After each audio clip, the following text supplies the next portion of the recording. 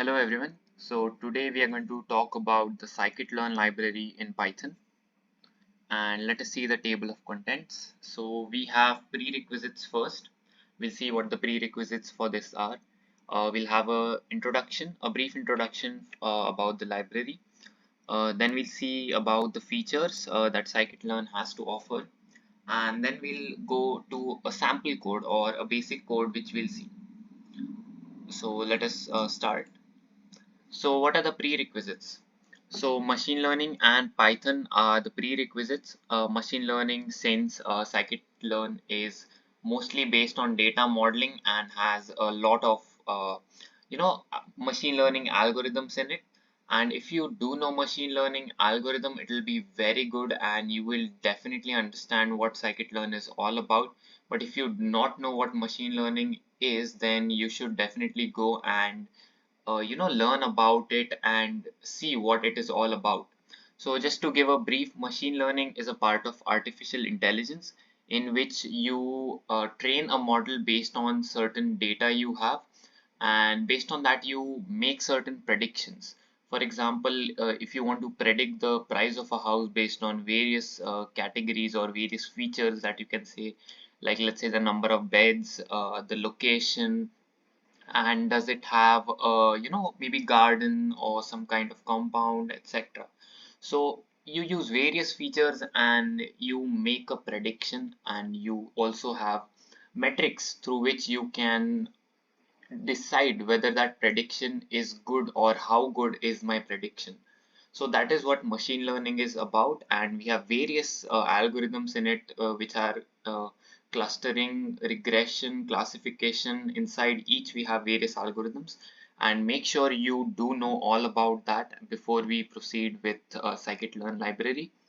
And the other prerequisite is Python, of course. Since this library is a Python library, you must know the basic syntax at least of Python, and you must know what the certain commands of Python do, and just maybe arrays and data sets, etc. So Python is also a prerequisite, and if you do not know any of these two, please make sure you go through it, you refer to various documentations maybe, and learn about these. Now let us see what is good to know before you start with scikit-learn. So NumPy, SciPy, and Matplotlib. So these are again libraries in Python, and if you know these, it will be really helpful and it will be good since scikit-learn is based on these three. And even if you do not know these, it is completely fine. You will understand about the library and you won't have much of a problem. But if you do not know these, it will be definitely a plus point. So let us move on to introduction. So machine learning library in Python is scikit-learn, what it is, and it is really useful and robust. And like I mentioned, it is built upon NumPy, SciPy, and Matplotlib. So it is used for various things like classification, regression, clustering in machine learning, and there is also pre-processing, dimensionality reduction, there's outlier detection, ensemble methods, and evaluation metrics. So I mentioned about classification, regression, and clustering earlier, and pre-processing. Now, before you provide data to train the model, you have to pre-process the data to make sure there is uniformity, and maybe redundant rows are removed, and there is no missing values as such, and there's a lot of pre-processing techniques. So pre-processing is a thing that scikit-learn also offers. There's dimensionality reduction to reduce the number of columns so that your machine learning model will perform even better. Outlier detection is detecting of outliers, and you should know about outliers. And if you do not know, I'll also talk about it later on, or you can just Google about it. Ensemble methods and evaluation metrics. So ensemble methods, again, I'll talk in the features part, and evaluation metrics is basically how you evaluate the model. Now it can be maybe accuracy, it can be RMSE, that is root mean square error, etc. So there's various evaluation metrics. You also have a confusion matrix, and based on that you derive various parameters. So these are the various evaluation metrics, and Scikit-learn has many of these. Now, Scikit-learn was originally called as Scikit-learn, and it was created as a Google Summer of Code project in 2007. So the current Scikit-learn users are JP Morgan, Spotify, Evernote, Booking.com, and Autogroup. Now let us move on to the features. So let us see on some of the features. So Scikit-learn library focuses on data modeling. So some popular model groups are supervised learning algorithms like linear regression, support vector machines, ID3 decision trees, unsupervised learning algorithms like clustering and unsupervised neural networks. So this focuses on data modeling. So what does that mean? So when you have a data set, you basically are going to divide it into train, test, and sometimes train, test, and validation. So how you split it is again up to you. You usually split it into 7:3 ratio, 70% for training, 30% for testing, and then you have to do data pre-processing most of the times because the data you receive isn't clean. Now this pre-processing is again done using various functions or various things. There is dimensionality reduction, which again Scikit-learn has to reduce features so that your model does not have excessive redundant features, and there is no overfitting. So this is for data modeling, and the there are various pre-processing methods also which you can do in this, like you can do normalization, you can do scaling, you can do mean removal, binarization, and there's a lot of things.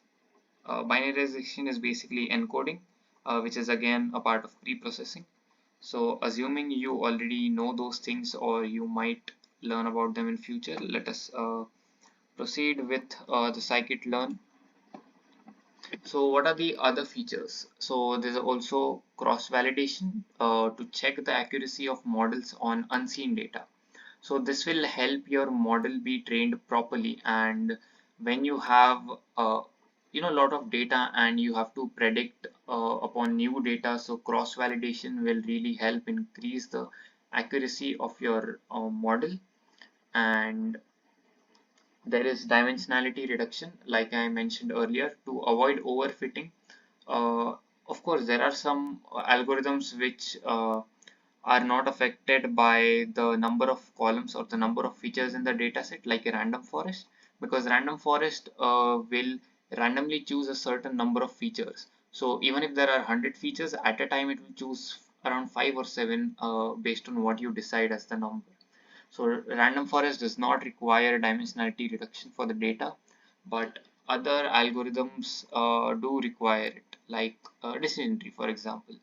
So using Scikit-learn, you can also do dimensionality reduction to reduce the number of features in the dataset. And it also has other functionalities like summarization and visualization, where you can summarize the data and visualize it is clear as it is written. So you can also use this library for ensemble methods, that is to combine the predictions of multiple supervised models. Now, let's say if you are not satisfied with just one model or its prediction, and maybe you think about running different models, and then if you can combine the prediction and kind of do a maximum voting based on which prediction is done the most out of all the models. So you can also do this using Scikit-learn. Outlier detection, to detect outliers from the data set. Now what is outlier firstly?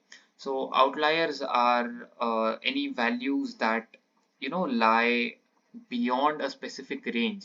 So for example, let's say if you have a data set for, let's say, salary, and there might be a lot of numbers, lot of variations in the salary feature, and let's say the starting must be around, let's say, 2 to 3 lakh per annum, and it might go till 50 lakh or 60 lakh, probably even 1 crore. But if you find a salary as just rupees 10 or rupees 100, so that is an outlier. Or if the salary is, let's say, 100 crores, now that is something that doesn't happen, or it's probably a mistake. And sometimes it is possible it is not a mistake, but in this example it is usually a mistake to have a salary as rupees 10 per annum or rupees 100 crores per annum, and that is something you'll call as outlier. Now outlier can be created by mistake, like I said, or sometimes they are uh, true data which hold critical information for the model or for the data set. So let's say, for example, if you are having stock prices, or let's say crypto prices, sometimes crypto prices differ by a lot in just one day or in a very short span. So at this point of time, the data recorded will be of high variance. There will be a lot of variations, and the highest point might be somewhere else, the lowest point might be somewhere else. At this point, it is an outlier, but again, it is not a mistake, and it might hold crucial information about why the spike was there. So what to do with outlier is again up to you and how you train your model. You can either remove the outliers or replace it or just let it be. So again, this is another feature of the Scikit-learn library. Now, yeah, another features are feature extraction, to extract the features from an image, let's say, which will provide more information to the model. Then there is feature selection, deciding which feature is best and which feature should be used in the model or should be given more weightage. Then there is covariance estimation, density estimation, and so on. So there are a lot of things in scikit-learn, and you can just the more you read about it, the more you learn and the deeper you'll go. So this is just an overview.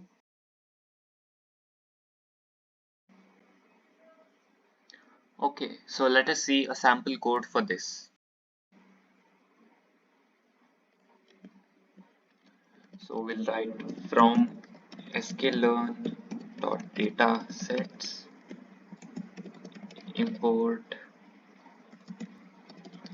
load underscore iris. So we are going to import a dataset from Sklearn library. So scikit-learn has a lot of inbuilt datasets, and let's see the documentation first actually. So if you just search on Google about scikit-learn, and the first website you click should be this.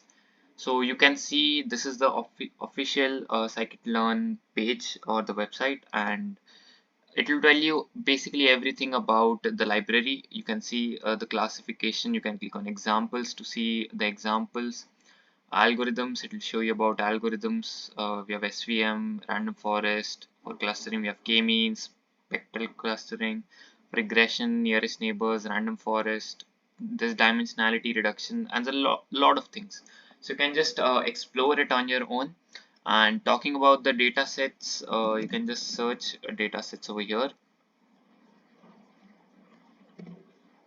and it will show you about the data sets part of the library.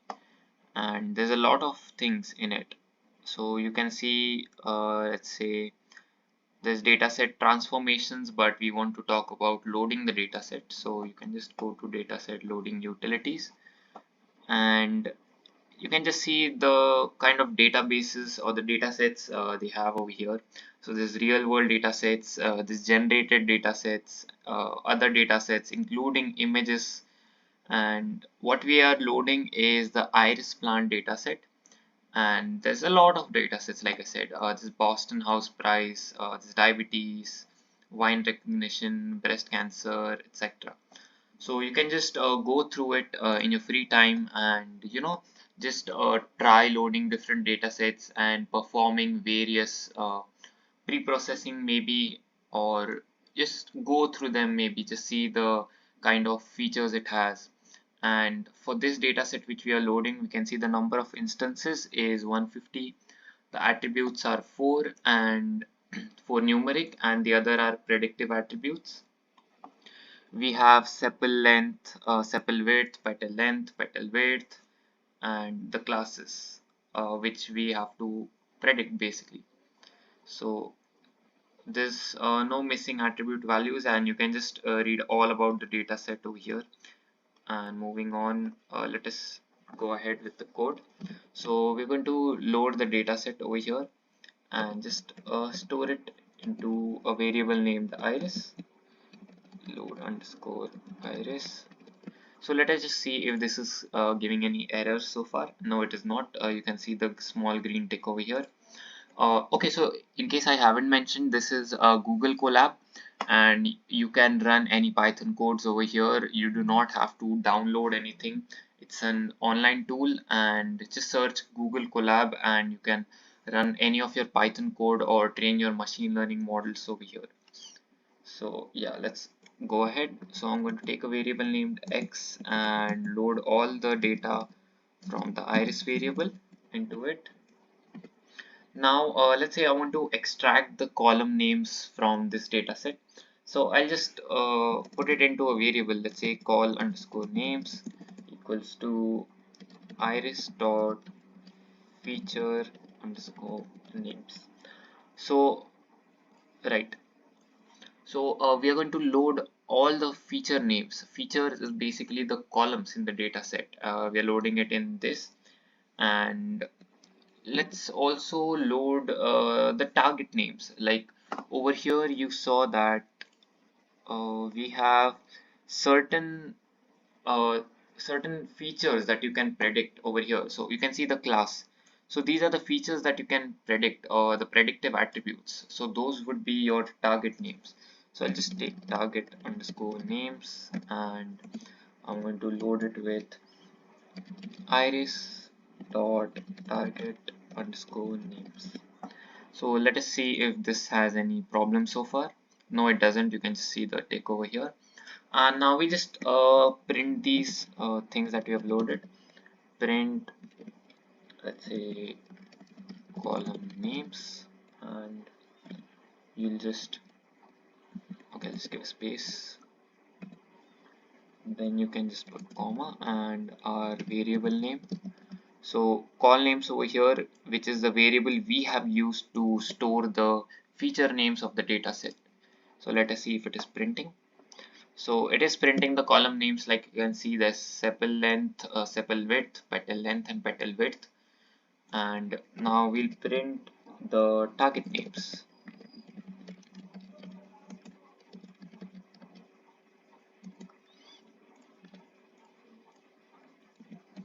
So we have stored it in the column target names, and let us check. So the Setosa, versicolor, and virginica, which you already saw over here, and this is what we can predict if we use a machine learning algorithm. So these are the classes. If you change the variable name over here, let's just put a t underscore name. You will just use the same over here, t underscore name. So that won't change anything, but make sure this is not your variable name. That is to load the feature names or the target names. That is an inbuilt thing. So you can make the changes on the left side, which is the variable name, but make sure to also change it in the print command. Now we'll also see the first 5, or let's say 10 rows, first 10 rows. So first 10 rows, and I want it in a new line, so I'll just put \n and then a comma. So we have stored the data in the variable x, so we're going to use x and square bracket. So if you want the first 10 rows, I'll just put 10. So this should be printing the first 10 rows for us. So you can just count it: 1 2 3 4 5 6 7 8 9 and 10. So you have the first 10 rows, and let's say if you just want rows from, let's say, 2 to 10, from the second to the 10th row, then I'll just write rows over here. So you can just put it this way and just try running it. So yes, you can see that from the second row till the 10th row it's loaded, and if you just want the first 5 rows, you'll just change it over here, first 5 rows. So yes, that was the basic or the sample code that I was going to show you, and I hope everything is clear so far. Yes, so that was all about the sample code, and as you can see in this slide, I've already shown the code and I've explained it to you from Google Colab, each line by line, and also shown the documentation, the data sets that this library has inbuilt and how you can import them. So that was all about today's video, and thank you so much for watching. We'll discuss more about the library in depth in the upcoming videos. We'll also learn about various codes that are used for even, let's say, machine learning algorithms and whatever the library has to offer. So thank you once again and see you next time.